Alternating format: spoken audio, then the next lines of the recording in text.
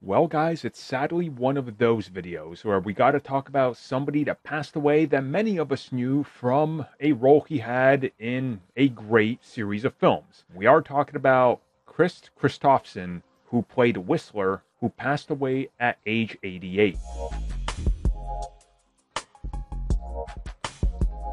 I can't believe I got to do this, but I know he wasn't only in films. I know he was a musician. The reason I don't list somebody's entire biography when I talk about them passing away is because I just want to get to the point and talk about their legacy just briefly, talk about this whole situation and, well, the person and if they left any mark on me.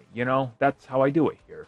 So, Kris, of course, yes, he was a music player and, well, he got a Grammy for it. But also, he did some acting, whether it was old westerns or what I know him from primarily is, of course, the Blade films. And, in those films, he played Blade's mentor, Whistler. And I absolutely loved him in those films.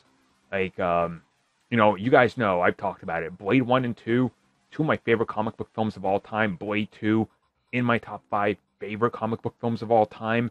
And a large part of what made that film work was his portrayal as well as Wesley Snipes as Blade. They were such a good team in that film.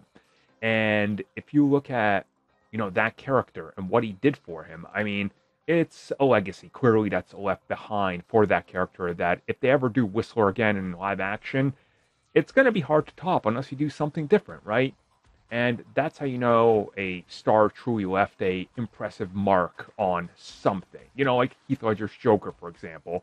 Like, that was just one of those performances, right? And everybody's constantly talking about it and compared to it.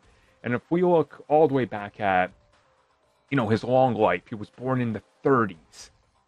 It's crazy to see how active he was for so long and everything he did. And, he leaves behind 5 children. It's just unfortunate, but there we are. Man, I think I'm gonna go pop in Blade 1 or 2 and enjoy them. So let me know what you guys love from, if you listen to his music. What's a song you would recommend or favorite film of his? For me, no question, it's Blade 2. Everybody in that film kills it. So, rest in peace, Kris Kristofferson.